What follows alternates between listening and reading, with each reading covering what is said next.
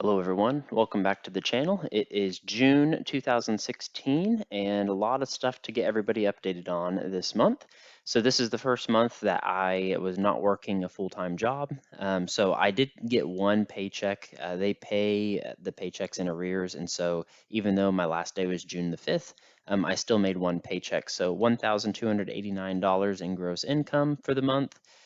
Taxes, oops, sorry, plus I made $400 for mowing. I had to add that in there. Taxes, I paid $263 in taxes this month. I put $61.48 in my 401k, and my take-home pay was $23.29. So decent month. I actually brought home more, even though I worked less. I did mow yards, and so I made $400 this month for mowing my old boss's rental properties. They were an absolute nightmare, like a hayfield. So I didn't have to pay taxes on that money, but when I file my taxes at the end of the year, I'll have to claim that as income. So it's showing as take home pay for now, but I'll eventually have to pay that out, or my taxes may come out a little bit more even. For rental income, $975. I do have all 3 units still rented out. I am working with that guy who's remodeling some of the house for me. So this month he did all the tuck point around the house. Cost me maybe $50, $75 in material, and then he used his tools and labor. So honestly, pretty good deal, and he did a really, really good job. So his rent's $475 a month, I believe, 450, 475, somewhere in there. He'll just keep doing work on the house. This month in July, he'll do some painting. So he's not paying rent right now, but he is adding some equity to our house. So it's a pretty good deal on my part. Then I added another column for other. This month I sold house number one, thankfully. And so my take home for that, when I went to closing, I got a check for $29,374.24. So pretty good. I bought the house for 8,200 plus closing costs. Maybe it was 10,000. Probably put 5,000 into it, so I had 15,000 in, and I almost made 30,000 total. The offer price was 32,000, and then I had to pay realtor fees, so that's what I was left after everything. So kind of a weird month for June. Didn't make a ton of gross income just because I am not working 40 hours a week right now. I left the old job and I'm not really sure if I'm going to apply back to that job or not. I've kind of been looking for some other jobs out there just to see. I do have an engineering degree now, so I would think that I could probably make at least, 25, $30 an hour. I don't have a ton of experience, but I do have 2 or 3 years at least. So I'm going to see what's out there for a couple months and just see what happens. But yep, for 2016, I've almost made 16,000 in gross income. I paid 3,000 in taxes, $700 in my 401k, 13,000 in take-home pay, and then almost 5,000 in rental income. And then for lifetime, I've made 115,000 in gross income, 24,000 I've paid in taxes, 4,000 in my 401k, 88,000 in take-home pay, and 6,250 from rental properties. Jumping into net worth. So I sold house number one, and so it's no longer on the net worth statement. House number two, I'm still putting it at 90,000. No real changes with that. I did have to make some car changes. So this was honestly a very busy month. I had to turn in the car lease, and my timing for everything was extremely convenient.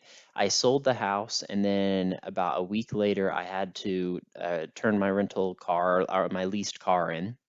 And so there was a truck that came up for sale. It's a 1999 Dodge Ram with about 95,000 miles on it. I paid cash and I got it for 7,000. I'm putting 6,500 on here just to be somewhat conservative. I don't know if it's 5,000 or 9,000, but it's somewhere in there. So I'm just being conservative. I paid 7. I'm going to put it at 65. For 401k, I am at $13,299, so it just keeps ticking up. This will probably start to slow down pretty significantly. So I'm not able to put money in my 401k anymore since I'm not employed with that company. And just being self-employed, there's no real. I mean, I could do investments, I suppose, but this will probably just whatever the market does from here on out will be what the 401k does. But For house number 2, we have no debt on the truck. I just paid for it in cash, and so we don't have to add anything to debts. I did make my house payment again this month, so that's $43,407 that we're down to, just ticking down about $200 a month. My payment's $316, so I guess 100 and something, 110 is going to interest, and 200 is going to principal. For checkings account, this is awesome. This is the highest I've ever been, $29,975 in checkings, and that's after I've already purchased the truck as well. So it was at 35,000, 36,000. Rental checkings account is at $7,750. So total cash is at $37,725, bringing the net worth to $104,117. A little bit of a decrease compared to last month. I did lose about $500. I was valuing the house at $30,000, even though I got an accepted offer for $32 minus the closing costs. I actually grossed a little bit less than 30. So maybe I was a little exuberant on my price estimate, but pretty close. I can't complain about $500. 401k went up, debt went down. I lost the $500 on the truck here. I did have to pay out $7,000, and I only have it at $6,500. So net worth went down about $1,500 this month, but I feel like I'm in a much better position, especially not working full time.